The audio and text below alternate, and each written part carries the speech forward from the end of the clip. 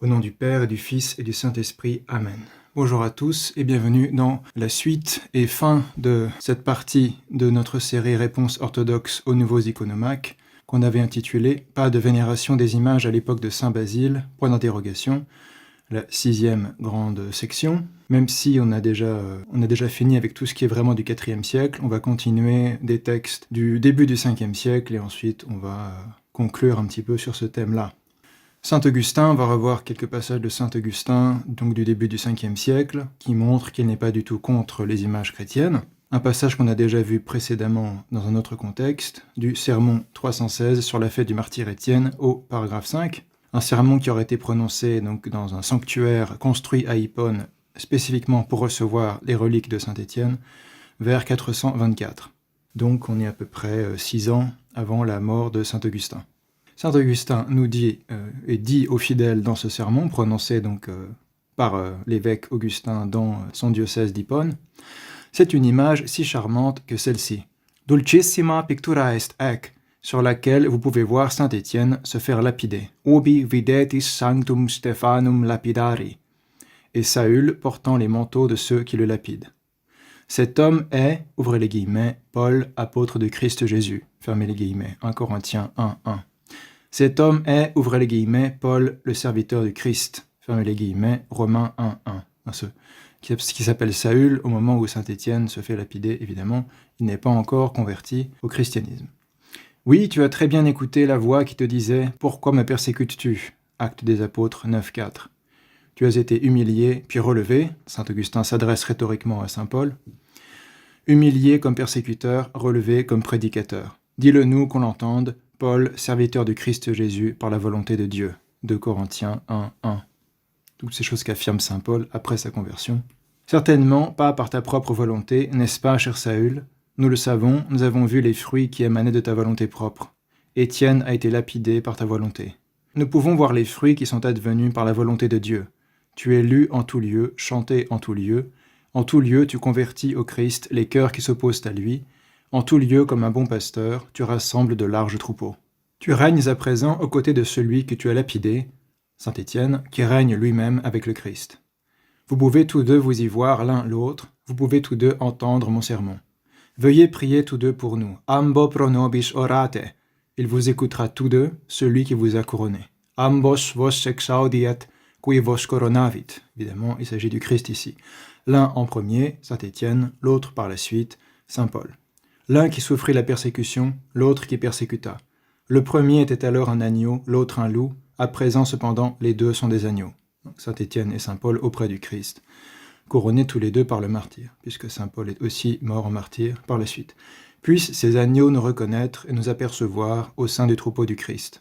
Puissent-ils nous recommander auprès de lui dans leurs prières. Orationibus suis commendent nos, de manière à obtenir une vie calme et paisible pour l'Église de leur Seigneur. Fermez les guillemets.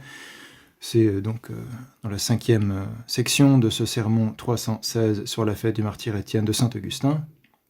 On rappelle que l'intérêt de donner aussi des témoignages du début du 5e siècle et des grandes figures patristiques du début du 5e siècle, c'est que ce sont des gens qui sont nés au 4e siècle et qui ont vécu une bonne partie de leur vie au 4e siècle malgré tout. Donc même s'ils ne sont pas des contemporains de Saint Basile, ils sont une ou deux générations après Saint Basile, et ce qu'ils ont à nous dire au niveau des images reste intéressant pour comprendre la perception qui pouvait exister à cette époque, même si c'est pas stricto sensu, ici, les contemporains de Saint Basile. On a déjà parlé des contemporains de Saint Basile dans les vidéos précédentes, et de Saint Basile lui-même par ailleurs, vis-à-vis des images chrétiennes. Il y a un autre passage de Saint Augustin qui est tiré de ses écrits antimanichéens, le Contre Faust, Contra Faustum, livre 22, paragraphe 73, qui aurait été composé vers l'an 400, donc tout début du 5e siècle. Saint Augustin fait allusion aux images qui sont répandues partout du sacrifice d'Isaac. Ouvrez les guillemets, qu'Abraham sacrifie son fils de sa propre volonté serait d'une folie choquante. Mais qu'il le fasse selon le commandement de Dieu prouve sa foi et son obéissance. Ce fait est proclamé si fortement par la voix même de la vérité que Faust, qui est un manichéen que critique dans ce traité Saint Augustin, toujours à l'affût de quelques fautes et finalement réduit à des attaques calomnieuses, n'a pas eu l'audace de faire des reproches à cet acte-ci. Il est quasiment impossible qu'il ait pu oublier un fait si célèbre qu'il vient spontanément à l'esprit, sans avoir besoin d'études ou de réflexion. Là, il s'agit du sacrifice d'Isaac.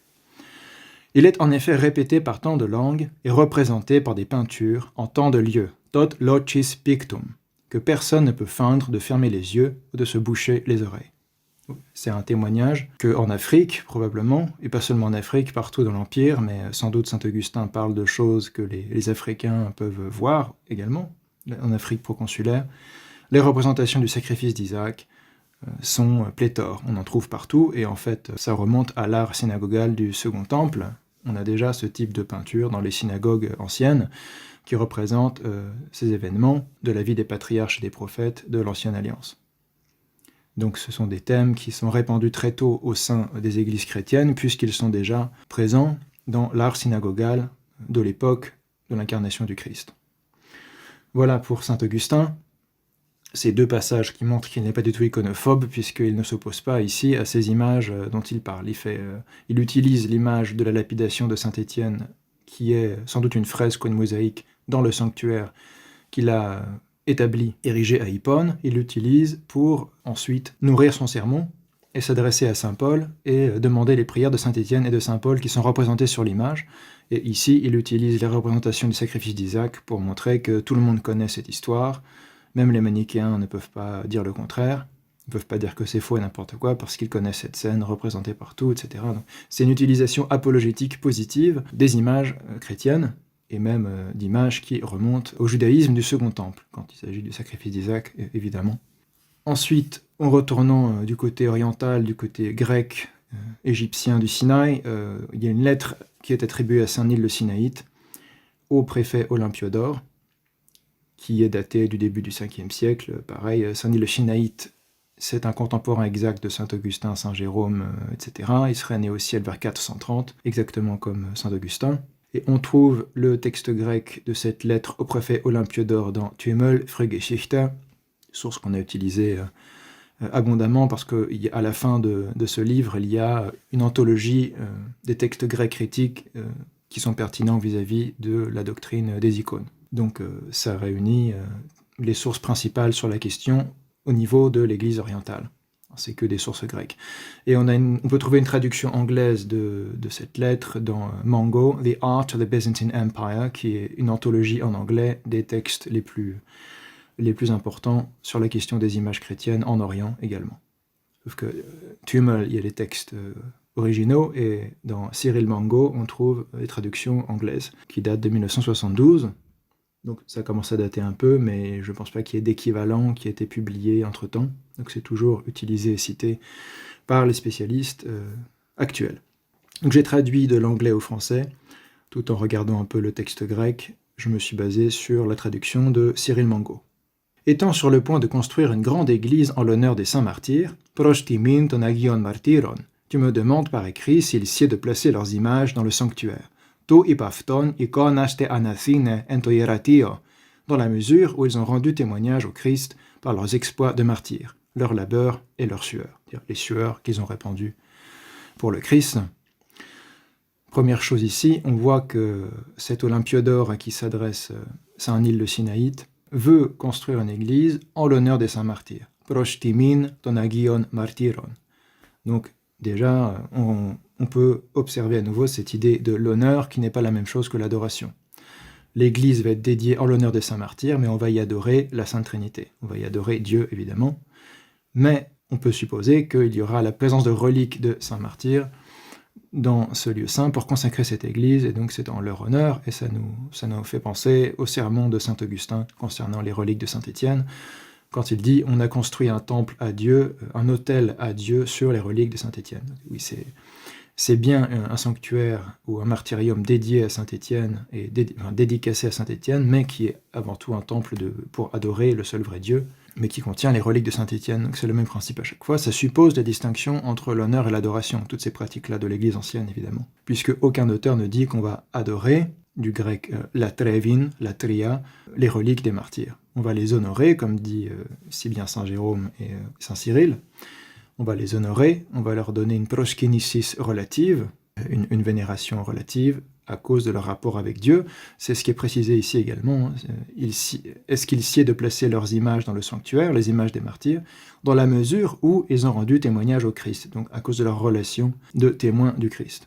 Donc, encore une fois, derrière, on voit bien toute la théologie de la vénération et la distinction vénération-adoration qui est nécessaire à la compréhension de tous ces textes, et qui est évident pour les auteurs de cette période, puisque c'est la vision du monde, c'est la théologie de ces personnes-là. Il n'y a pas de protestants, et il n'y a pas de remise en cause radicale, même s'il y a des réticences également chez certains auteurs. Il n'y a pas de remise en cause radicale de la distinction elle-même entre adoration et vénération. Il y a simplement des résistances vis-à-vis des images chrétiennes dans l'Église, comme on a déjà parlé, chez certains auteurs anciens, mais la majorité des auteurs patristiques n'ont pas ces réticences.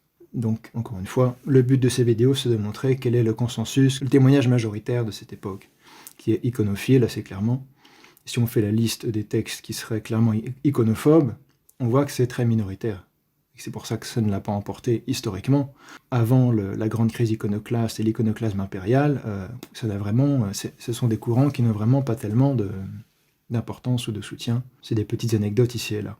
C'est vraiment avec l'iconoclasme byzantin impérial qui commence au 8e siècle que la chose revient sur le devant de la scène avec un appui politique derrière. On ne va pas s'appesantir là-dessus, on va reprendre le texte de Saint-Nil. Donc le préfet lui demande si c'est une bonne idée de faire ça, et aussi, il a d'autres idées en tête pour la décoration de cette église, s'il sied de couvrir les murs de la nef, à droite comme à gauche, de toutes sortes de scènes de chasse où l'on verrait des pièges étendus au sol, des animaux en fuite, tels des lièvres, des gazelles et d'autres. Tandis que les chasseurs, désireux de les capturer, les poursuivent avec leurs chiens. Type de scènes qui sont tirées de l'art païen, scènes décoratives et purement profanes finalement, même si elles pouvaient également avoir aussi des sens symboliques chrétiens. Ou encore des scènes de pêche avec des filets que l'on abaisse en mer, toutes sortes de poissons que les pêcheurs attrapent et amènent à la main jusqu'en grève. Et en outre, s'il sied d'exposer à la vue toute une variété de stucs voués à plaire au regard dans la maison de Dieu. Donc ça, c'est plutôt des décorations de style profane, qui n'ont pas un sens théologique immédiat, même si elles pouvaient aussi manifester ou révéler un sens théologique chrétien dans l'art plus symbolique des premiers siècles, où à cause des persécutions, l'art était moins explicite. Donc oui, les poissons symbolisaient beaucoup de choses, donc les scènes de pêche peuvent aussi symboliser les pêcheurs d'hommes que sont les apôtres et la prédication apostolique, etc. Mais à cette époque-là, c'est plus tellement le style de l'art chrétien majoritaire, on est beaucoup plus explicite puisqu'il n'y a plus de persécution, il n'y a plus de risque à représenter explicitement des histoires ou des personnages chrétiens. Et enfin, s'il sied de placer dans la nef des milliers de croix et de représentations variées d'oiseaux et de bêtes, de reptiles et de plantes. Encore une fois, ça pouvait avoir des sens symboliques théologiques chrétiens, mais pas nécessairement. Enfin, les croix, oui, mais les oiseaux, les bêtes, les reptiles, etc., c'est un peu différent. En réponse à ton questionnement, je tiens à dire qu'il serait puéril et infantile de distraire les yeux des fidèles avec les trivialités susmentionnées. Donc, Saint-Nil n'est pas très fan de l'idée de mettre des scènes de chasse et de pêche et des décorations purement profanes dans la nef. Ce serait en revanche la marque d'un esprit ferme et viril que de représenter une croix unique dans le sanctuaire, c'est-à-dire à l'est de la très sainte Église, puisque les églises sont orientées, au sens étymologique, tournées vers l'Orient, car c'est en vertu de l'unique croix salutaire que la race des hommes est sauvée, et que l'espérance est partout prêchée aux désespérés. On avait vu dans notre vidéo sur saint Paulin de Nol que c'était très à la mode, au début du 5e siècle, de représenter dans l'abside des basiliques une grande croix qui représentait le Christ. On avait vu quelques essais de reconstitution qui s'inspirait de l'abside de saint Apollinaire de Ravenne, qui est très connu évidemment parmi les grandes mosaïques d'époque byzantine qui ont été conservées, saint Apollinaire de Ravenne, où non seulement on a une image de saint Apollinaire, mais aussi une grande croix avec la tête du Christ au milieu, etc. Donc oui, c'était très courant de représenter une grande croix dans l'abside. Saint-Nil trouve que c'est mieux de mettre une seule grande croix qui donc est cette unique croix salutaire, plutôt que de multiplier les croix. Bon, évidemment, ça c'est une opinion assez personnelle, mais ça exprime aussi peut-être les choses qui étaient couramment faites à cette époque-là. Et après, il y a pu y avoir des abus avec les croix, ce qui explique qu'il y a un canon du Concile Kénisexte à la fin du 7e siècle qui interdit de mettre des croix au sol, par exemple, ce qui veut dire que certains étaient allés jusqu'à mettre des croix au sol, C'était pas acceptable puisque ça obligerait les fidèles à marcher sur les croix, évidemment, c'était vu comme blasphématoire, donc le concile Clinisexte interdit les croix au sol. Mais ça montre qu'il y a pu y avoir des abus avec les représentations de la croix par la suite, et que ça commence peut-être déjà à être le cas à l'époque de ce texte. Le texte continue de façon intéressante, Saint Nil dit « et de remplir », donc la phrase c'est ce serait la marque d'un esprit ferme et viril que de représenter une croix unique dans le sanctuaire, et de remplir des deux côtés de la nef, les murs de droite et de gauche, où Olympiodore voulait mettre des scènes de chasse et de pêche, etc., la Sainte Église, remplir la Sainte Église de représentations tirées de l'Ancien et du Nouveau Testament, exécutées de la main d'un excellent peintre.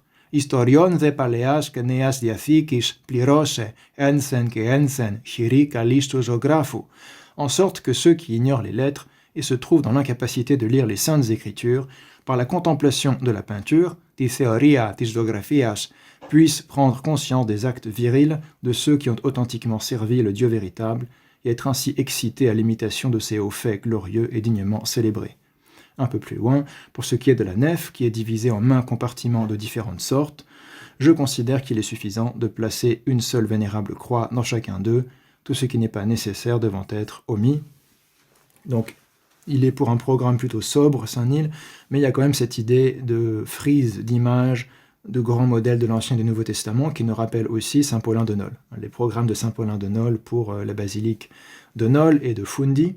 Et on avait vu également parmi les épigrammes de Prudence, grand poète chrétien espagnol du IVe siècle, tout début 5e siècle, qui également avait écrit toute une série de tituli, c'est-à-dire de titres qui servaient de légende aux images, aux mosaïques et aux fresques dans les églises, qui aussi traitaient de l'Ancien et du Nouveau Testament et qui étaient sans doute prévus pour servir dans un programme iconographique où on représentait d'un côté des figures de l'Ancien et de l'autre côté de la nef des figures du Nouveau Testament. Donc, ça a l'air d'être un genre de programme qui devient très courant au début du 5e siècle, donc des représentations des patriarches et des prophètes de l'Ancienne Alliance, et même de figures de textes entre guillemets deutérocanoniques comme Judith. On l'a vu avec Saint Paulin de Nol, pas forcément toujours uniquement le canon le plus court de l'Ancien Testament, et des figures de martyrs, des apôtres, etc., du Nouveau Testament, qui se faisaient face à face. On a des descriptions assez précises dans les lettres et les poèmes de Saint Paulin de Nol, comme on l'a vu. Donc voilà, je n'ai pas trouvé exactement d'estimation de date pour cette lettre, mais en tout cas c'est avant 430, puisque c'est vers 430 qu'on estime que Saint Nil le Sinaïte est né au ciel. Ensuite, on a un petit passage, un fragment de Saint Cyril d'Alexandrie qui nous fait penser à ce qu'on a lu chez Saint Astérius d'Amazée, par exemple, et chez Saint Grégoire de Nice également, ces réactions très émotionnelles face aux représentations chrétiennes. Donc c'est un fragment tiré d'un discours sur les martyrs, qui est répertorié par Thümmel, dans Frühgeschichte der Ostkirchlichen Bilderlehre, page 311. Je traduis depuis le texte grec. Je vis sur une peinture murale, Eson katatichographis, une jeune fille qui luttait bravement au milieu des tribulations. Et je n'ai pas observé ce spectacle sans verser de larmes. C'est un fragment très court, mais qui, s'il est authentique, montre... Ça suffit à montrer dans le style de l'homélie des martyrs, comme celle qu'on a analysée de Saint Astérius d'Amazée dans une vidéo précédente, le même type d'homélie. Les pères de l'Église font allusion aux peintures qui sont présentes dans l'Église où ils prêchent ou qu'ils ont pu voir dans un lieu quelconque, ils y font référence. Je vise une peinture murale, tychographis, graphie, encore une fois, ça peut vouloir dire l'écriture ou la peinture, les deux sens sont toujours possibles, et donc le contexte permet d'établir si c'est peinture ou écriture. Encore une fois, il n'y a pas de sens mystique à dire que c'est une écriture avec des couleurs. C'est le même geste qui est en fait impliqué dans la peinture et dans l'écriture, le même type de geste et d'attitude corporelle, c'est pourquoi il y a la même racine verbale derrière.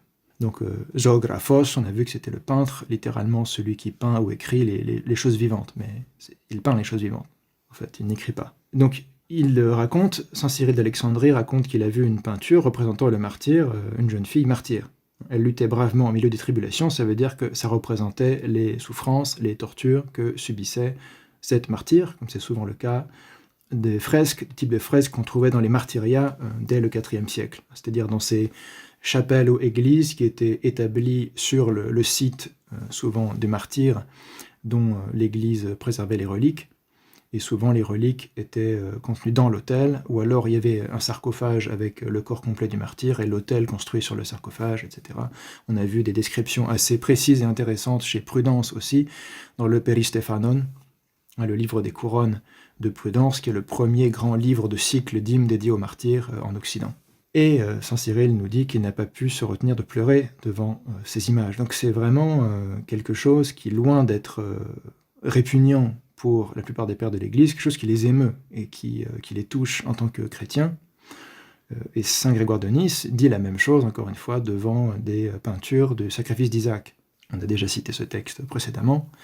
Et saint Astérius Damasé dit la même chose quand il écrit son Ekphrasis de la passion de sainte Euphémie de Chalcédoine, qui est représentée sur une toile. Là, il est assez précis, il dit que c'est une toile, donc peinture sur toile, dans le martyrium dédié à sainte Euphémie, qui se trouve à Chalcédoine, et dont on sait qu'il existait déjà dans les années 480, puisque Égérie, la pèlerine Égérie qui vient d'Espagne, de Galicie, qui raconte son itinéraire jusqu'à Jérusalem, nous parle du fait qu'elle veut passer par Chalcédoine et le martyrium de sainte Euphémie parce qu'il est célèbre dans toute la chrétienté. Donc voilà encore un témoignage précieux, même si malheureusement c'est fragmentaire, on n'a pas l'homélie en entier.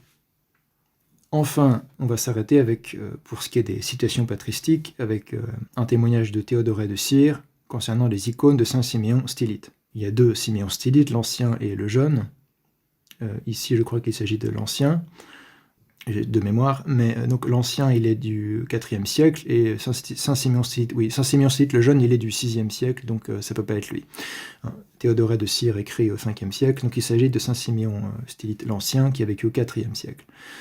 Donc Théodoret de Cire, qu'on appelle souvent le bienheureux Théodoret, parce qu'il est considéré comme une sainte figure patristique, mais à cause des démêlés qu'il a eus, en quelque sorte, au sein des controverses christologiques, il est souvent appelé, en tout cas dans la tradition slave, bienheureux plutôt que saint, mais bon, évidemment, ça ne veut pas vraiment dire grand-chose d'autre que, attention, tout ce qu'il a écrit n'était pas forcément orthodoxe, mais globalement, c'était un auteur orthodoxe.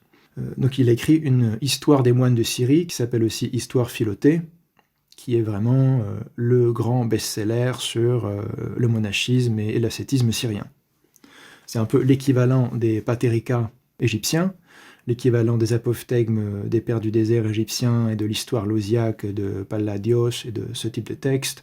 C'est écrit après les grandes collections d'apophthegmes et avant le pré spirituel de Saint Jean Mosros, mais ça fait partie de ces grandes littératures de type ascétique qui racontent les anecdotes des grands ascètes qui ont été connus dans telle ou telle région, et là c'est particulièrement les moines de Syrie. J'en ai parlé dans mes vidéos qui donnent des conseils de lecture patristique, à partir de ces grandes références qui permettent de comprendre un petit peu la littérature ascétique ancienne. Et donc le livre 26 est consacré à la vie de saint Siméon Stylite l'Ancien, et au paragraphe 11, on trouve le passage suivant, donc l'histoire philotée datée environ de 444, on arrive vers la fin de la première moitié du 5e siècle, une dizaine d'années après le concile d'Éphèse, et quelques années avant Chalcédoine, entre Éphèse et Chalcédoine.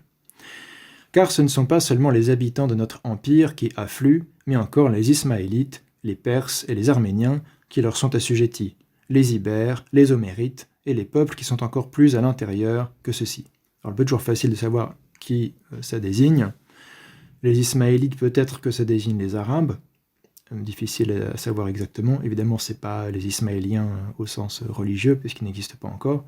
Les Ismaéliens gnostiques, musulmans gnostiques d'Iran, c'est pas eux évidemment. Les Ismaélites, peut-être que c'est une manière d'appeler les Arabes, les Perses, bon, c'est les peuples iraniens, les Arméniens, pas de problème. Les Ibères, ça désigne probablement les Géorgiens. Ici, c'est plus probable que ce soit les Géorgiens que les Espagnols, puisque ici, Théodoret parle de peuples qui sont à l'Orient, qui sont dans cette zone-là. Donc les Arméniens, l'Arménie c'est à côté de la Géorgie, donc ça fait sens que ça soit plutôt les Géorgiens ici, les Ibères. L'Ibérie, en réalité, ce qu'on appelle aujourd'hui la Géorgie était divisé en deux royaumes, globalement, le royaume de Colchide et le royaume d'Ibérie.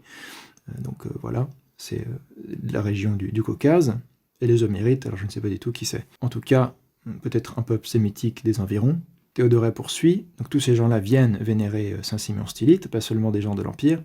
Il vient aussi beaucoup d'habitants de l'extrême Occident, et là il va parler de l'Occident, donc tous les peuples dont il parle avant, c'est plutôt des peuples de l'Orient. Des Espagnols, ça finit de démontrer que les Ibères, ici ça ne désigne pas des gens de la péninsule ibérique, mais des gens qui viennent du royaume d'Ibérie, donc de la partie est de la Géorgie. Des Espagnols, des Bretons et des Gaulois qui occupent l'entre-deux. Les Gaulois occupent l'entre-deux entre les Espagnols qui sont à l'extrême occident, les Bretons qui sont en Grande-Bretagne, donc à l'extrême nord, et qui sont en entre-deux, entre l'Orient et l'extrême occident. Quant à l'Italie, il est en effet superflu d'en parler, puisque dans Rome la Grande, il est devenu, dit-on, si célèbre, on parle de Saint Siméon Stylite, il est devenu si célèbre qu'au porche de toutes les boutiques, on lui a dressé de petits portraits sur une colonne. Oshena pasit iston ergastirion propileis, Ikonas avtovrachias anastilose, pour assurer par là aux habitants une sorte de sauvegarde et de protection. Philakintinas fishinaftis ke asphalian endethen porizondas. Donc, c'est quelque chose que Théodoret dit en passant, mais qui est très important en tant que document sur les pratiques, l'utilisation des images parmi les chrétiens, puisqu'ici il s'agit vraiment de chrétiens qui viennent vénérer Saint Siméon Stylite. C'est le contexte de ce passage de Théodoret de Cire. Il parle de tous ceux qui affluent jusqu'en Syrie pour venir voir Saint Siméon Stylite, de son vivant et après sa mort sans doute. Donc on vient de partout, on vient depuis le Caucase, depuis l'Arménie, la Perse, on vient depuis l'Espagne, la Gaule et la Bretagne, la Britannia qui est la Grande-Bretagne. Et au passage, il nous dit qu'en Italie, c'est évident que les Italiens le vénèrent, le connaissent et viennent jusqu'en Syrie pour le vénérer, puisque dans Rome même, dans Rome la Grande, on met des icônes de Saint Siméon, le Stylite, au niveau des porches. Rappelez-vous du poème de Saint Grégoire le théologien qu'on avait vu, qui parle de Polémon, un Polémon qui fait des miracles, qui est un grand converti, et dont on trouve un portrait en haut d'un porche qui sauve une courtisane, qui sauve une chrétienne de la débauche, parce qu'elle aperçoit l'icône de Polémon, et c'est comme si Polémon était vivant, et lui intimait, rien que par son regard et son attitude, la fait rougir et la fait reculer devant le péché de luxure. Eh bien, ça montre ici encore que c'est une pratique qui était de mise à Rome. On plaçait sur les porches, des porches, des icônes, qui étaient là aussi pour protéger, en fait, évidemment. C'est une utilisation prophylactique, comme on dit. Phylakin, ici le mot grec, phylaki, c'est la protection, la sauvegarde, et asphalia, la protection, la sauvegarde, donc c'est ce qu'on appelle une utilisation apotropaïque des icônes, pour repousser les choses mauvaises, les choses négatives, apotropaïques. Ce qui montre que l'icône n'a pas simplement une valeur décorative, mais aussi une certaine valeur spirituelle, puisque un objet apotropaïque, c'est un objet auquel on accorde une valeur sacrée, c'est pas un objet profane, on l'utilise parce qu'il a un certain pouvoir qui est lié à la conception spirituelle des gens qui l'utilisent, si vous voulez. Donc l'utilisation apotropaïque de l'icône suppose déjà que l'icône dont il est question, l'objet dont il est question, n'est pas simplement une représentation purement neutre, mais aussi un objet honorable et vénérable du fait qu'il protège. Donc voilà, c'est assez évident, même si certains auteurs, certains chercheurs essayent de faire une distinction absolue entre des objets apotropaïques et des objets vénérés ou vénérables, comme le fait remarquer Richard Price, ça tient pas vraiment debout. Dans son édition, sa traduction anglaise des actes du XVIIe Concile œcuménique de Nicée II, aux presses universitaires de Liverpool, il s'oppose à ces distinctions un peu arbitraires. Un objet apotropaïque, c'est un objet qui est digne de vénération par définition. En fait, on ne peut pas vraiment séparer arbitrairement ces deux choses. Si un objet protège, alors c'est un objet qu'on va considérer avec un certain honneur, par le fait même qu'il a cette valeur quasi talismanique, si vous voulez, même si évidemment il y a des différents degrés à observer là-dedans. C'est pas n'importe quel objet. Donc déjà, si Théodoret nous dit que les Romains placent des icônes de Saint Siméon pour assurer par là aux habitants une sorte de sauvegarde et de protection, ça veut dire que l'icône est un objet vénérable. Si on comprend l'état d'esprit que tout ça suppose, en termes anthropologiques, si vous voulez. Il faut essayer de comprendre l'anthropologie de ces chrétiens de cette époque-là pour ne pas faire d'erreur d'appréciation.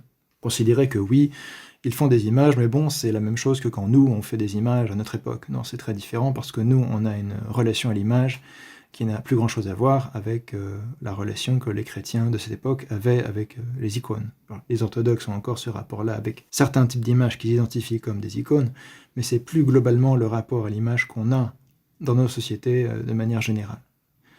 C'est soit une inversion de l'icône, c'est-à-dire on réinvente l'icône mais avec des valeurs antichrétiennes, dans la publicité notamment, soit des images vraiment purement séculières, publicitaires, sans volonté de fascination. Donc il y a soit un renversement de l'icône, soit une image qui n'est pas du tout vénérable ni honorable, qui a simplement un objectif qui n'a rien à voir, purement décoratif ou informatif, etc. Ou qu'on va admirer pour des raisons esthétiques ou historiques, mais ce n'est pas la même chose qu'un objet à valeur apotropaïque, ou un objet investi d'une valeur spirituelle, etc. Mais c'est ce rapport-là à l'image qu'ont les chrétiens de cette époque. C'est ce que ces témoignages-là montrent. Donc on s'arrête ici avec les sources patristiques qu'on voulait mettre en avant. Ça ne veut pas dire que c'est exhaustif, mais c'est déjà un bon échantillon d'Orient et d'Occident. Quelle est l'opinion la plus vraisemblable? Maintenant que vous avez vu toutes ces sources, si vous voulez, qu'est-ce qui est plus vraisemblable comme hypothèse? De l'iconophilie à l'iconodulie, le saut n'est pas si incroyable que certains semblent le penser. Je rappelle, l'iconophilie, c'est le fait d'avoir une attitude positive envers les images. Iconophile, c'est qui aime les images. L'iconodulie, littéralement, c'est le service des images, et là, ça veut dire la vénération des images, si vous voulez. Donc on peut vouloir distinguer ces deux faits, le fait d'avoir une vision positive des images, le fait de vénérer les images. Et l'iconophobie, c'est le fait de rejeter les images. Donc voilà pour ces termes-là. L'iconomachie, c'est le fait de lutter contre les images, théologiquement et pratiquement. Et l'iconoclasme, c'est le fait de briser, de casser, de retirer les images. Donc de l'iconophilie à l'iconodulie, de l'amour des images à la révérence ou l'honneur rendu aux images, le saut n'est pas si incroyable que certains semblent le penser, surtout si on garde à l'esprit la foi de tous les saints pères du IVe siècle en l'intercession des saints, y compris après leur mort physique, et en la vénération due à ceux-ci à travers leurs reliques. Ça, c'est incontestable, c'est partout dans les pères de l'Église du IVe siècle. Puisqu'on parle ici de l'époque de Saint Basile, qui est le sujet du débat originellement. Nous avons déjà vu précédemment que la façon habituelle de montrer du respect ou de l'honneur envers les personnes consacrées et les choses sacrées, de manière générale, qu'il s'agisse des membres du clergé ou des saintes reliques, des saints tombeaux les contenant, des autels ou encore des représentations de la croix, était de s'incliner ou se prosterner devant elles et de leur donner un baiser. Main droite de l'évêque ou du prêtre, par exemple, calice, croix, évangéliaire, etc. Et éventuellement aussi d'allumer une veilleuse devant certains objets sacrés, ou d'encenser dans un contexte liturgique, ce qui vaut aussi bien pour les personnes que pour les objets. On a déjà parlé de l'encensement liturgique et de son sens. Ce sont précisément les mêmes pratiques que l'on retrouve dans la vénération des saintes images, telle qu'elle est défendue au concile de Nicée II par exemple. Ainsi, la nature elle-même de la chose n'est pas différente de celle de l'honneur rendu, de façon mieux attestée au IVe siècle, sinon avant, à d'autres choses que les images, ou même à des images comme celle de l'empereur. On a dédié une vidéo entière à la vénération de l'image de l'empereur chez les chrétiens, donc je renvoie à cette vidéo. Il est clair qu'à l'époque de Saint Basile, les gens s'inclinaient devant l'image de l'empereur, les chrétiens y compris. Et c'était vu comme un honneur rendu à l'empereur lui-même. Il suffit donc, pour poser avec une probabilité forte une iconodulie déjà bien répandue, notamment en Orient, de démontrer qu'au moins certains types d'images étaient considérés comme sacrés ou saints, c'est-à-dire mis à part dans un cadre ou un but dévotionnel. Or, c'est ce que suffit à démontrer, selon nous, le passage cité de Saint Jean Chrysostome, donc c'est un passage qui date d'environ 386, ainsi que de façon plus générale et indirecte, la présence d'images auprès des tombeaux des saints, donc en des lieux dédiés à la dévotion / vénération, voir Saint Grégoire de Nice, Saint Jean Chrysostome, Saint Augustin, toutes les descriptions des fresques qui sont présentes dans les martyriats dont on a parlé, et la présence grandissante de représentations non narratives, selon Robin Jensen, dès la seconde moitié du IVe siècle, en l'état actuel des fouilles archéologiques ou paléographiques, voir From Idols to Icons, 2022, page 85 à 102. Donc, Robin Jensen a tout un chapitre sur cette question, et elle estime que dès la seconde moitié du IVe siècle, c'est indéniable qu'il y a des représentations non narratives, comme des portraits face à face, par exemple, qui n'ont pas une fonction narrative. Donc, elles ont une fonction plutôt dévotionnelle, plus purement vouée à interagir avec les fidèles dans la prière. Quelle est l'opinion la plus vraisemblable? Encore une fois, la thèse d'une iconodulie déjà répandue au IVe siècle est donc vraisemblable et même probable si l'on se remémore les ingrédients essentiels de la vénération des images. Premièrement, un honneur spécial est dû aux personnes saintes et aux objets sacrés, bibliques et patristiques, ça c'est largement accepté au IVe siècle. Deuxièmement, un honneur spécial est dû aux saints, même après leur mort physique, puisque leur âme ne meurt pas et a été reçue auprès du Christ. Ils peuvent intercéder auprès du Christ et jouissent d'une parisia, familiarité, intimité ou confiance auprès de Dieu. Cela se traduit notamment par la vénération des reliques, largement reçues et acceptées au IVe siècle. On l'a déjà bien vu aussi. Source à l'appui, Saint Jean Chrysostome, Saint Grégoire de Nice, Saint Astérius d'Amazée, etc.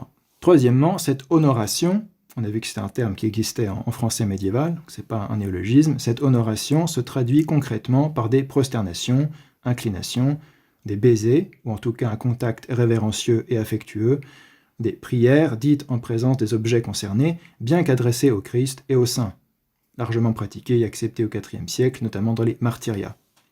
Donc, on ne prie pas les objets eux-mêmes, c'est important, on prie les personnes, on prie les hypostases, le Christ, les saints, etc., mais en présence de ces objets qui sont comme des courroies de transmission des énergies divines. Et rappelez-vous ce que dit saint Jean Damascène dans ses discours contre les iconoclastes, les icônes sont également vénérables à cause des énergies divines, à cause de l'énergie de Dieu qui transmet à travers ces ressemblances des saintes personnes. Quatrièmement, l'honneur rendu à l'image remonte au prototype, largement reconnu au IVe siècle, notamment à l'occasion du topos de l'image impériale. On a dédié une vidéo entière au topos de l'image impériale et la vénération de l'empereur à travers son image. Ça, c'est indéniable, saint Basile en parle lui-même à au moins 3 reprises dans son œuvre, on a vu les textes en particulier. Donc l'idée que l'honneur rendu à l'image remonte au prototype, elle est là à l'époque de saint Basile lui-même la met en avant, et l'utilise comme quelque chose d'habituel que tout le monde connaît. On a vu saint Grégoire de Théologien pareil. L'honoration se traduit par des prosternations, c'est aussi clair chez saint Athanase d'Alexandrie quand il parle de la vénération de l'image de l'empereur, justement, il parle de proskinesis, de prosternation devant l'image. Donc prosternation et inclination, baiser. L'honneur rendu à l'image remonte au prototype. Un honneur spécial est dû aux saints, donc pas seulement à l'empereur ou aux figures officielles, mais aussi aux saints et même après leur mort. Donc, logiquement, si on met tout ça ensemble, une représentation d'un saint est digne d'honneur, et l'honneur se manifestera par une prosternation et un baiser envers cette représentation. C'est ce qu'on appelle la vénération des images. Donc, je pense que c'est important d'avoir ces 4 points à l'esprit. Si ces 4 points sont vrais à l'époque de saint Basile, alors il suffit de connecter ces points ensemble. Et l'hypothèse la plus vraisemblable, c'est que les images dont on sait qu'elles existent et qu'elles sont dans les martyriats et les églises sont vénérables et donc pouvaient être l'objet de vénération ou honoration. Et cette vénération-honoration sera pensée exactement sur le même mode et la même manière que celle des reliques et des saints en général, des objets sacrés en général. Si les chrétiens de l'époque d'Origène à Alexandrie s'inclinent devant les personnes du clergé, comme on l'a vu dans les homélies sur Josué, alors il n'y a rien de choquant à ce qu'ils s'inclinent devant des images de saints martyrs, par exemple. On va lire maintenant quelques petits passages tirés de sources académiques récentes. Selon Robin Jensen, qu'on a beaucoup cité pour son livre From Idols to Icons, publié aux presses universitaires de Californie en 2022, page 86-87, je traduis depuis l'anglais, en dépit de leurs différences, toutes les représentations de ce type, des portraits, ont pour objectif d'attirer le regard du spectateur et d'inciter à la vénération. Intended to engage the spectator's gaze and prompt veneration.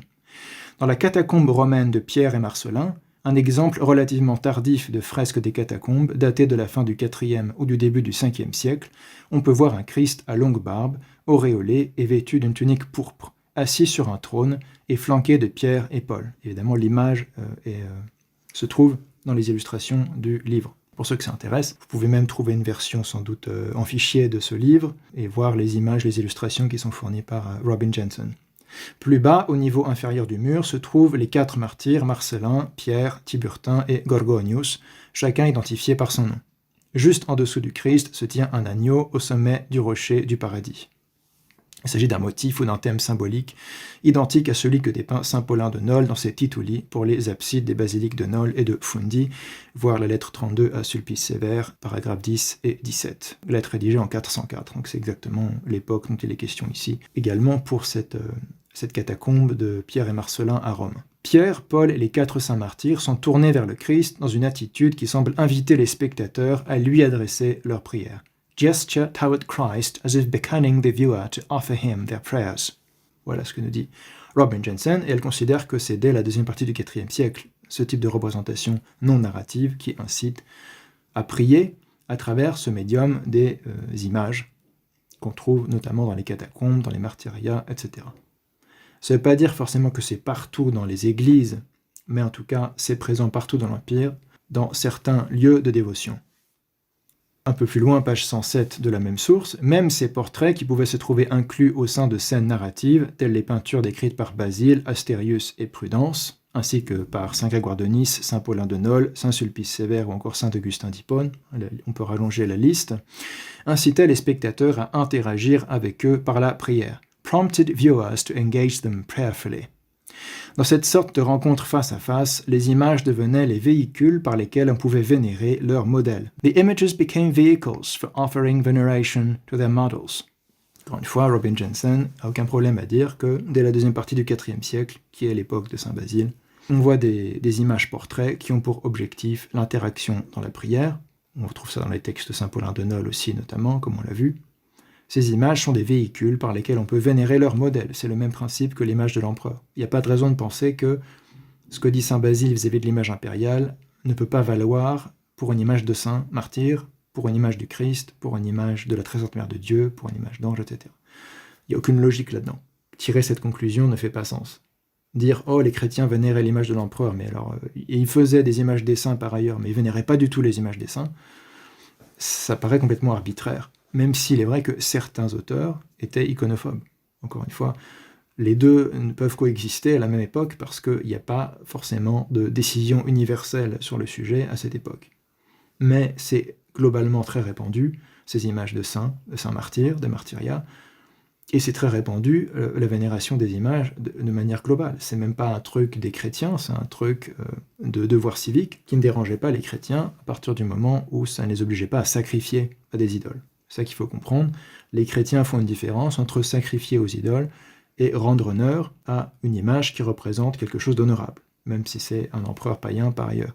Et il va être honoré en tant qu'il est l'empereur des Romains, et pas en tant qu'il est païen. On a bien vu ça dans la 5e homélie de saint Grégoire le théologien, c'est assez clair quand il parle de Julien, et il dit le piège qu'a tendu Julien aux chrétiens, c'est qu'il rajoutait des images de dieux païens à côté de celles de l'empereur. Mais la vénération de l'image de l'empereur elle-même ne posait pas problème aux chrétiens.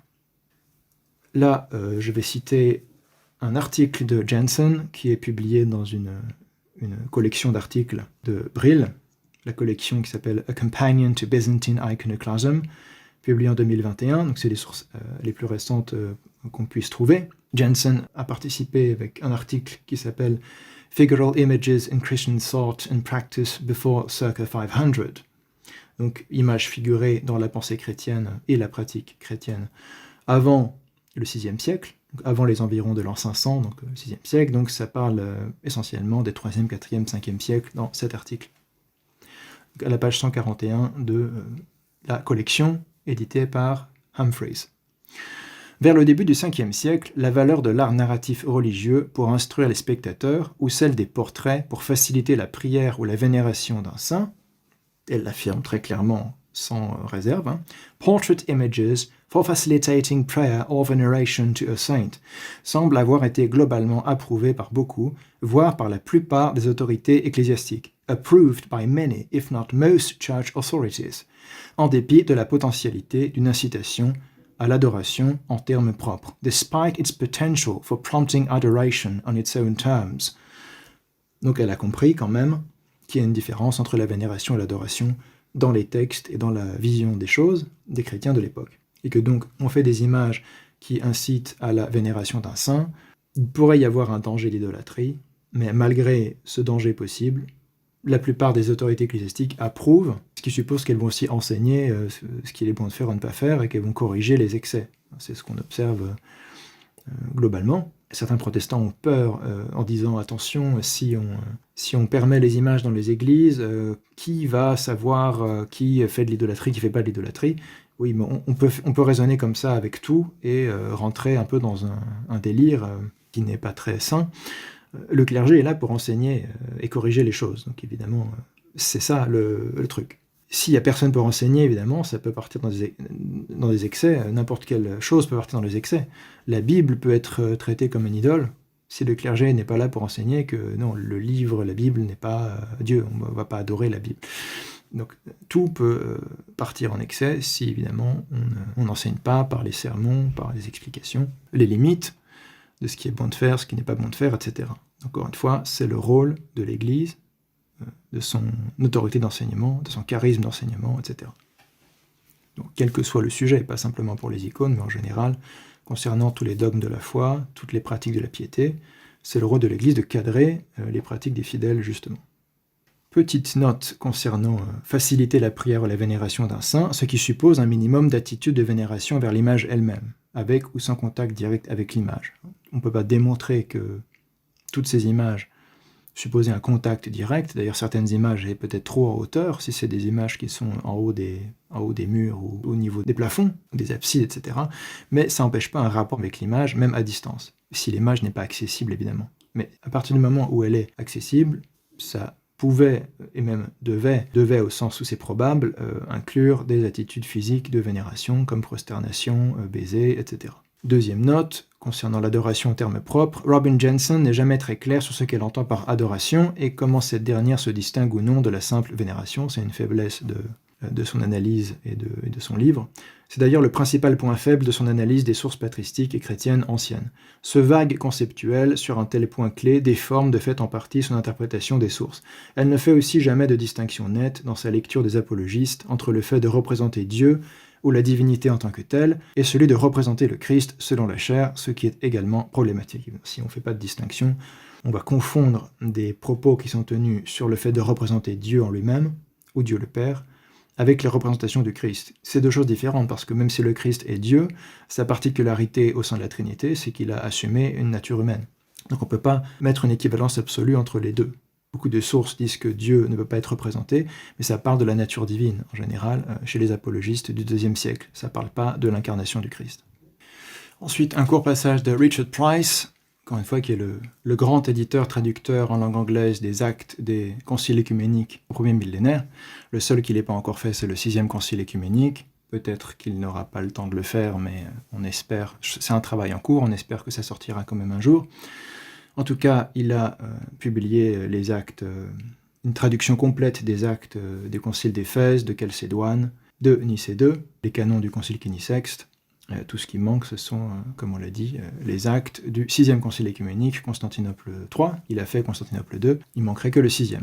Dans son introduction aux actes du second concile de Nicée, 787, à la page 6, on a ce court passage qui est de bon sens, où Richard Price dit, en s'opposant à certains chercheurs, « Installer une image était en soi un acte de vénération. » Installer ou placer dans une église, dans un martyrium, une image était en soi un acte de vénération, et la vénération de celui qui était représenté aurait dès lors lieu devant son image. Ainsi, l'existence même d'icônes, entre parenthèses d'images qui présentent une sainte personne au spectateur, est prima facie une preuve de culte, dit Richard Price, qui, selon moi, a raison ici, si on comprend l'anthropologie et le rapport général dans cette culture, qui est celle de l'Empire romain, dans cette culture chrétienne du IVe siècle, et même avant le IVe siècle, évidemment après le IVe siècle. À l'époque du concile de Nicée II, c'est tellement évident qu'il y a eu cette crise iconoclaste causée en réaction à certains excès par ailleurs. Il y avait certaines pratiques douteuses aussi avec les icônes, donc tout n'était pas non plus défendable. Mais ce que réaffirme Nicée II, c'est tout à fait, évidemment, dans la ligne de l'idée simplement une vénération des images pour vénérer ceux qui sont représentés sans accepter des excès, comme le fait de réduire des images en poudre et de les mettre dans le calice eucharistique, par exemple, certaines pratiques bizarres et excessives qu'on pouvait observer et qui ont aussi contribué, évidemment, au mouvement iconoclaste. Donc le fait même de placer une image dans un lieu de dévotion est en soi un acte de vénération pour Richard Price. Même si on ne peut pas démontrer que les fidèles se prosternaient devant et donnaient un baiser, c'est déjà traiter cette image comme faisant partie de l'espace sacré, de l'espace de la prière, où tout ce qui est placé a un certain sens dans cette dévotion, évidemment. C'est pas un musée, c'est pas comme dans beaucoup d'églises anciennes catholiques romaines aujourd'hui qui sont quasiment vues comme des musées. C'est des monuments nationaux, c'est des musées. On se souvient à peine que c'est des lieux de culte. Et souvent, d'ailleurs, les reliquaires sont exposés pour leur qualité artistique et non pour les reliques qui sont associées à ces reliquaires. Ça montre un petit peu l'évolution des esprits dans nos sociétés. Mais à une autre époque où on est très conscient que c'est un espace sacré et tout ce qu'on y place va prendre une place dans cet espace sacré, évidemment, le fait même de placer une image dans cet espace sacré en fait une image sacrée. Et d'ailleurs, le fait même qu'elle représente une sainte personne en fait une image sacrée. Il n'y a pas du tout cette idée qu'il y a besoin de bénir l'image, de mettre l'image sur l'autel, etc. Ça, c'est beaucoup plus tardif, puisque dans les actes mêmes du Concile de Nicée, il y a cet argument iconoclaste du Concile de Hyéria, il me semble, qui dit il n'y a pas de bénédiction, il n'y a pas de rite de bénédiction des images, donc c'est pas des objets sacrés, etc., ou vénérables. Et le Concile de Nicée répond il n'y a pas besoin de bénir les images puisqu'elles représentent des personnes sacrées. Le principe de la vénération des images, c'est que on vénère la ressemblance pour que l'honneur remonte au prototype.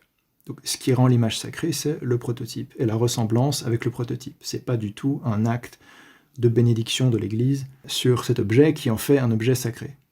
Mais par la suite, l'Église a aussi composé des services de bénédiction des icônes, etc. Mais c'est plus tardif. C'est probablement du second millénaire, ces choses-là qu'on peut trouver dans le Cologe. Bénédiction des croix, bénédiction des icônes, tout ça c'est très tardif. Dans l'Église ancienne, on a une perception beaucoup plus riche et différente de la chose. C'est-à-dire la croix, elle est vénérable en elle-même, c'est une représentation de la croix. C'est la croix qui est sacrée et qui nous bénit, c'est pas nous qui allons bénir la croix. Et c'est pareil pour les saintes icônes. Une icône du Christ, elle est sacrée parce qu'elle représente notre Seigneur Jésus-Christ. Pas parce qu'on a fait un rituel avec qui en fait un objet sacré. Et ça, malheureusement, on peut trouver que c'est un peu dommage puisque le Concile de Nicée II considère que ce n'est pas nécessaire pour en faire des objets sacrés. Et si certains pensent qu'ils ont besoin de faire bénir leur croix ou leur icône pour que ça soit vraiment des croix chrétiennes et des icônes chrétiennes, ça déforme en réalité la perception patristique de la vénération. Évidemment, personne ne pense qu'il faut bénir les reliques des martyrs pour qu'elles soient dignes de vénération, par exemple. Eh bien, il y avait un petit peu cette perception également avec les croix et les icônes. Même si ce ne sont pas stricto sensu des reliques, elles sont sacrées par elles-mêmes à cause de ce qu'elles représentent. Voilà, c'est important de souligner aussi. On aura peut-être l'occasion de revenir sur ce thème. C'est pas parce qu'il existe actuellement des offices dans ce but que ces offices sont d'époque ancienne et qu'ils sont nécessairement cohérents avec la perception ancienne sur ces choses-là. Mais c'est plus, je pense, il faut voir ces offices comme des condescendances envers le peuple qui manque de foi et qui a besoin peut-être que le clergé fasse quelque chose pour... Ou peut-être que c'était une tentative aussi pour le clergé d'avoir un certain contrôle sur le type d'image qui circulait. C'est possible aussi. Si on oblige les gens à faire bénir leur image, ça oblige à pouvoir surveiller un petit peu les images dont il est question et donc à éviter les excès ou les mauvaises images, les mauvaises représentations. C'est possible aussi. En tout cas, il faut savoir que les conciles œcuméniques disent très précisément que l'icône est sacrée par elle-même à cause du prototype. Pas besoin de la mettre sur un autel dans un sanctuaire, ou de mettre de l'eau bénite, ou que sais-je dessus, pour qu'elle soit sacrée. Ça, c'est un petit peu de la pensée magique, et ce n'est pas du tout la logique chrétienne ancienne, en tout cas. Poursuivons avec Yash Elsner, un spécialiste de la question également, qui a écrit cet article qui s'appelle Iconoclasm as Discourse, From Antiquity to Byzantium, donc l'iconoclasme comme discours depuis l'Antiquité jusqu'à Byzance, publié dans cette revue qui s'appelle Art Bulletin, volume 94, numéro 3 de septembre 2012, page 371 à 372. Je traduis de l'anglais ce que dit Elsner. En parallèle, un certain nombre de textes chrétiens anciens, à la fois pré-constantiniens, donc avant l'avènement de Saint Constantin le Grand, et du IVe siècle, comme les exemples tirés d'Épiphane que nous venons de citer, Saint Épiphane de Salamine, semble aussi fournir la preuve d'une dévotion significative envers les images de la part de personnes qui se considéraient elles-mêmes comme chrétiennes. Appear also to give evidence of significative image cultivation by people who saw themselves as Christians. Pour ce qui est de la culture matérielle, nous ne possédons aucune image de la période ancienne dont nous pourrions à coup sûr prouver qu'elles étaient des icônes à usage dévotionnel, devotional icons. Là, on parle de culture matérielle, de ce qu'on a conservé matériellement, évidemment, pas de témoignages littéraires. Mais de la même façon, equally, nous ne pouvons pas non plus prouver que l'une de ces images qui ont survécu jusqu'à nos jours, quelle qu'elle soit, n'était pas susceptible d'être objet de vénération pour quelqu'un. We cannot prove any of our surviving images were not usable as icons for veneration by someone. Nous possédons des portraits de saints, par exemple les médaillons de verre doré issus des catacombes représentant le Christ et un certain nombre de saints, voire par exemple au Metropolitan Museum que j'ai visité récemment à New York, où ils ont des fonds de verre doré représentant les apôtres Pierre et Paul ou Sainte Agnès, qui viennent des catacombes romaines. C'est vraiment des images de saints qui ne sont pas narratives, non narratives, des portraits de Pierre et Paul, etc. Donc, on ne peut pas prouver que les chrétiens en faisaient un usage dévotionnel, on ne peut pas prouver qu'ils n'en faisaient pas un usage dévotionnel. Donc, voilà, c'est le problème avec les documents matériels, c'est qu'ils nécessitent aussi une interprétation et une mise en contexte. Donc, nous possédons des portraits de saints qui n'entrent dans aucun contexte narratif explicite. Donc, on ne peut pas dire que c'est juste pour rappeler un épisode ou raconter une histoire. Là, il reprend l'idée de Robin Jensen. Il faut distinguer les images purement narratives et les images non narratives. Il y a toutes les chances que ces types d'images étaient utilisés dans la dévotion privée. There is every possibility that these kinds of images were put to private devotional use, que ce soit un contexte funéraire, comme dans les catacombes, dans l'espace liturgique ou dans la sphère domestique. Rappelez-vous de l'homélie de Saint Jean Chrysostome sur Saint Mélès d'Antioche. Il parle de vénération d'images de Saint Mélès dans la sphère domestique. Les chrétiens d'Antioche peignaient l'image du corps de Saint Mélès sur leur mur, etc., en guise pour honorer Saint Mélès d'Antioche. C'est un texte très important qui date des années 380. Donc voilà, Elsner a une approche comme ça assez neutre. Voilà, on a ces documents matériels, on a des images qui ne sont pas narratives. On ne peut pas prouver qu'elles étaient objet de vénération, on ne peut pas prouver qu'elles ne l'étaient pas, c'est simplement probable qu'elles l'étaient, étant donné tous les facteurs dont on a parlé. Une approche assez, je pense, assez neutre. Dans le même article, Jas Elsner dit « Depuis les années 1970, on a présupposé que l'essor du culte des icônes au cours des 6e et 7e siècles, et non les origines de l'iconoclasme, était la problématique centrale de la controverse iconoclaste.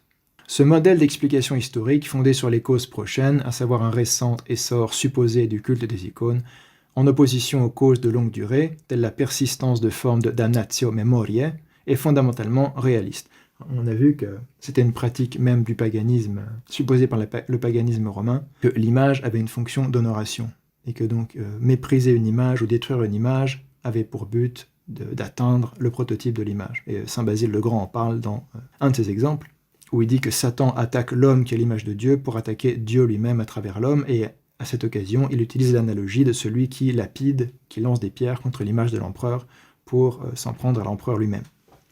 Ça aussi fait penser à ces pratiques de damnatio memoriae, la damnation de la mémoire, quand on voulait complètement effacer quelqu'un de l'histoire ou montrer qu'il n'était pas une figure glorieuse, mais une figure honteuse, on endommageait les sculptures, les bustes de ces personnes-là, les empereurs typiquement. Mais c'était aussi pratiqué par la suite, par exemple, pour humilier les hérétiques, ou s'en prendre à un patriarche ou autre, on s'en prenait à l'image, à la représentation du patriarche ou de l'évêque. Donc Jas Elsner parle de ces choses-là in extenso dans cet article.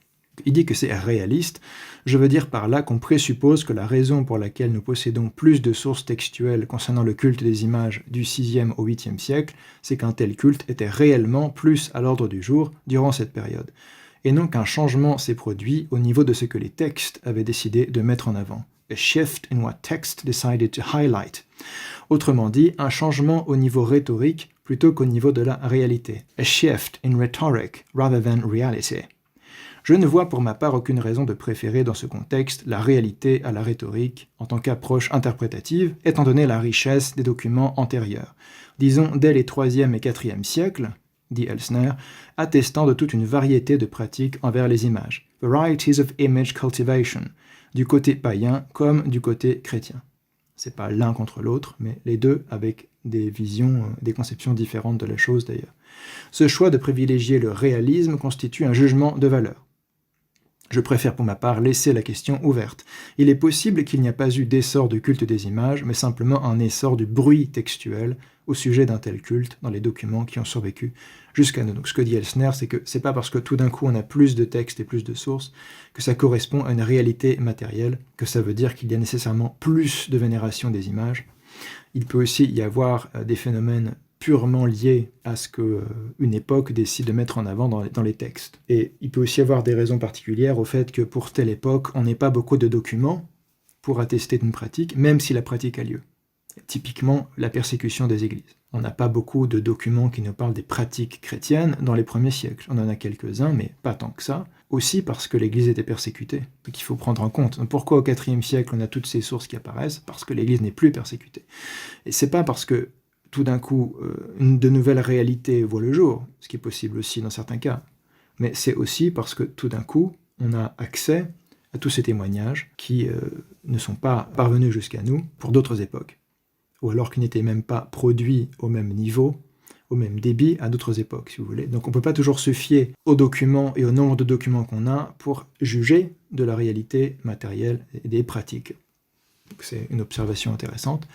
Ça ne permet pas non plus d'affirmer absolument l'inverse, mais il faut se méfier un petit peu de l'argument de l'abondance des sources, ce que nous dit ici Elsner. Je préfère que ça reste ouvert. C'est pas parce qu'on a plus de sources à partir de tel moment que la chose n'était pas pratiquée auparavant.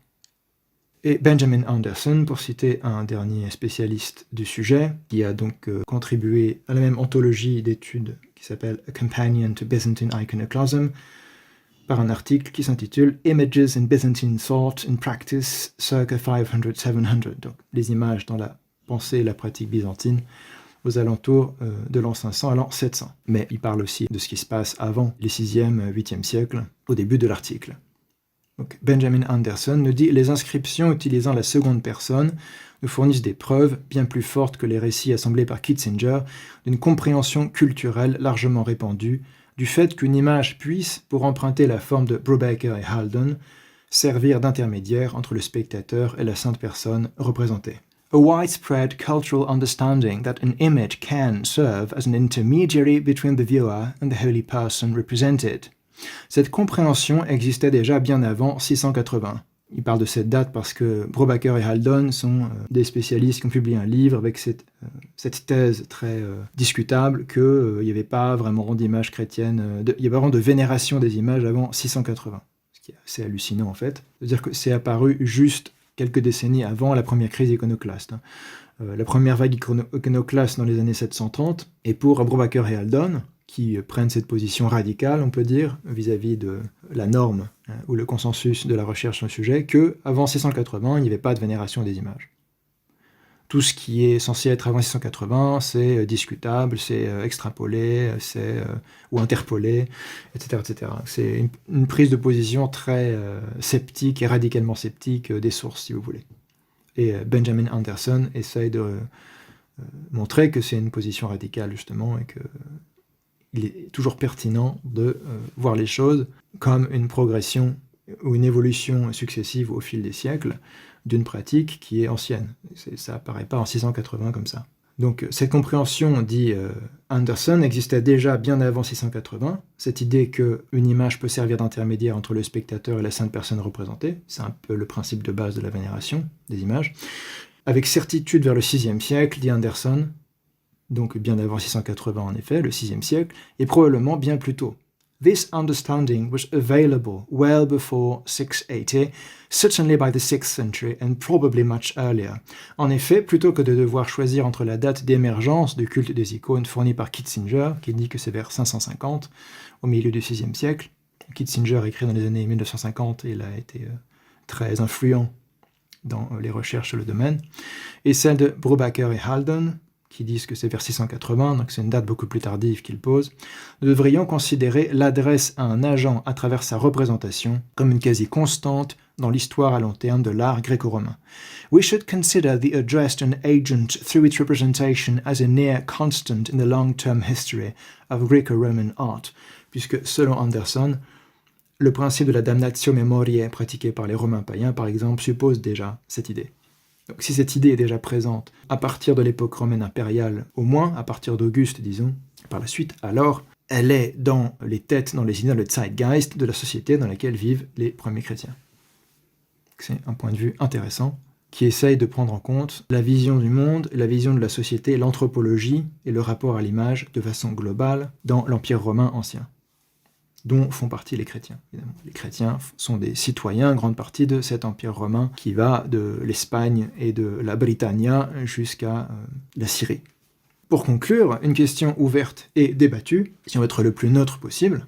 Chercheurs ou spécialistes qui défendent l'existence de la vénération des images avant le 6e siècle, non exhaustif, on a Robin M. Jensen qui dit fin 4e siècle, Yach Elsner, Charles Barber et Benjamin Anderson, qui disent probablement déjà avant 325, donc avant le concile de Nicée, Norbert Zimmermann et Karl Kraling, qui disent probablement dès le IIIe siècle, Thomas Matthews, Norman E. Muller et Catherine Marsengel, qui disent probablement dès le IIe siècle, mais ils prennent en compte des sources très variées, hein. C'est pas simplement des sources patristiques. Donc nous, on a pris en compte uniquement les sources patristiques.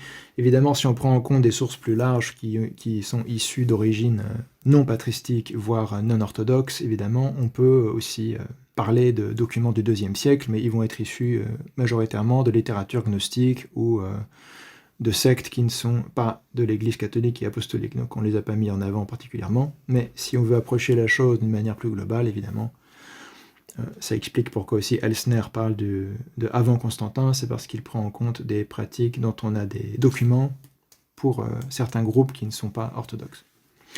Chercheurs ou spécialistes qui défendent l'existence de la vénération des représentations de la croix et un certain pouvoir apotropaïque prêté à certaines images, un pouvoir de repousser les choses néfastes, les mauvais esprits, etc. Dès l'époque prénicéenne, non exhaustif, Robert Button et Bruce Longenecker, croix apotropaïque au 1er et 2e siècle, James Hadley, pouvoir spirituel et qualité iconique des images, Alan Faber, les images comme prière, Margaret Mitchell, images apotropaïques, en gros ce qu'on a vu chez Théodoret de Cire par exemple, quand il parle des icônes de Saint-Siméon à Rome.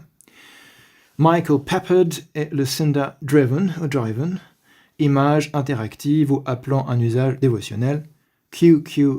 Reiners, ne me demandez pas de prononcer le néerlandais, j'en sais rien, image de la croix considérée comme sacrée, Felicity Harley, preuve documentaire de la vénération de crucifix dès le début du IIIe siècle. Et un crucifix, c'est quoi? C'est une ressemblance de la vraie croix. Donc c'est le même principe que les icônes, mais avec une image non figurative, si vous voulez. D'autres chercheurs ou spécialistes qui se sont opposés à la thèse d'une église primitive aniconiste, voire Mary Charles Murray, Art and the Early Church, dans le Journal of Theological Studies, numéro 28, 1977, Paul Corby Finney, dans The Invisible God, The Earliest Christians on Art, Oxford University Press, New York, 1994, et Stephen Bingham, qui est un prêtre orthodoxe spécialiste de ces sujets également. Vous pouvez lire les différents articles qu'il met à disposition sur sa page Academia notamment. Early Christian Attitudes Toward Images, Rollinsford, 2004. Pour une présentation plus poussée de l'historiographie et des différents modèles interprétatifs, voir notamment la vidéo de Seraphim Hamilton, c'est le nom de sa chaîne YouTube, Seraphim Hamilton, intitulée « Where Gavin Ortlund Misuses His Sources », qui explique que Gavin Ortlund, grand apologète calviniste assez connu du monde anglophone, cite beaucoup de spécialistes, mais en déformant en fait leurs propos ou leur conception du sujet. Donc c'est important de voir ça aussi. Comment, là où Gavin Ortlund mésuse de ses sources. Et donc il y a un invité de Seraphim Hamilton qui explique un petit peu plus précisément les choses, les points de vue de ces différents spécialistes, Benjamin Anderson, Robin Jensen, Elsner, etc., qui montrent que, en fait, les discussions qui ont lieu au niveau académique sont loin d'être particulièrement en faveur de la position néo-protestante, néo-calviniste dont on a parlé, et à laquelle on s'oppose. Il y a énormément de spécialistes qui ne sont pas d'accord pour dire que la vénération est très tardive, même s'il y en a. Il y a Brobacker et Haldon. Il y en a, mais c'est une position radicalement sceptique sur les sources et leurs valeurs. C'est pas la position majoritaire. Et il y a aussi des spécialistes qui, prenant en compte un grand nombre de sources de caractère variés, pas simplement des sources orthodoxes ou patristiques, montrent qu'il y a déjà ce type d'attitude envers les images dès le 2e, 3e siècle. Donc, évidemment, aucun problème avec la vénération des images à l'époque de Saint Basile. Il n'y a pas vraiment de démonstration absolue du fait qu'il n'y a pas de vénération des images à l'époque de Saint Basile. Donc, tout ça pour dire que ceux qui affirment ça comme si c'était un fait admis par tous les spécialistes et qui était le consensus officiel sur le sujet, c'est faux. Donc tout simplement, c'est bon de le rappeler.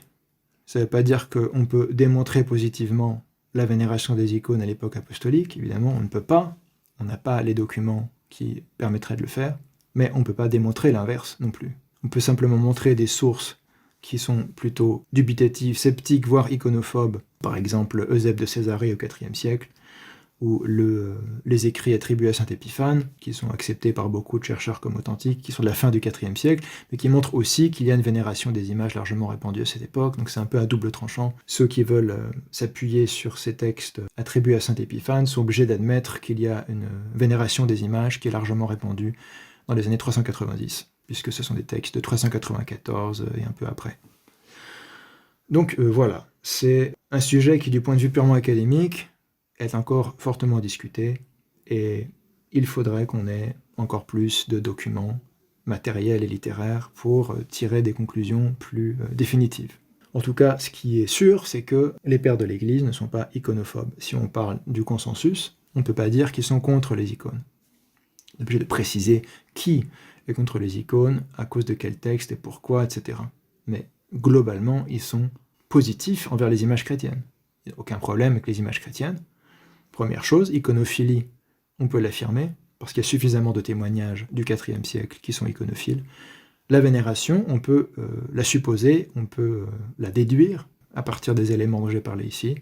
On ne peut pas la démontrer absolument, comme c'est le cas pour les reliques, ou comme c'est le cas pour l'image impériale, mais elle est fortement probable, disons. Il nous faudrait plus de témoignages comme celui de Saint Jean Chrysostome, par exemple, pour affirmer plus sûrement et définitivement qu'il y a une vénération stricto sensu des images avec prosternation, etc., au IVe siècle, au milieu du IVe siècle. Donc voilà, on va s'arrêter ici pour cette question-là. Je pense que c'est une question ouverte et débattue. Et la position orthodoxe, évidemment, c'est que la vénération des images était déjà là. Le principe est déjà là. Ce qui se développe, ce sont certains types de pratiques. Certaines pratiques de piété se développent, évidemment. Il n'y a aucun problème avec le développement des pratiques de piété. Contrairement au développement dogmatique, ce n'est pas un développement des articles de la foi eux-mêmes, mais un développement de la piété. Ça, c'est évident.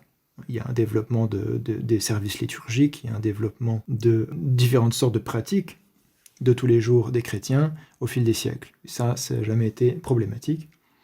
Ce qui est problématique, c'est de dire qu'il y a un développement du dogme lui-même, c'est la position de Newman. Quand on conçoit ça au-delà de l'idée d'un développement du vocabulaire théologique, si vous voulez, c'est pas la même chose, sauf si vous pensez que c'est le vocabulaire théologique dont dépend les articles de foi et les vérités révélées elles-mêmes, mais c'est une position un peu bizarre. Donc oui, il y a un développement des pratiques, il y a un développement du vocabulaire théologique, c'est évident.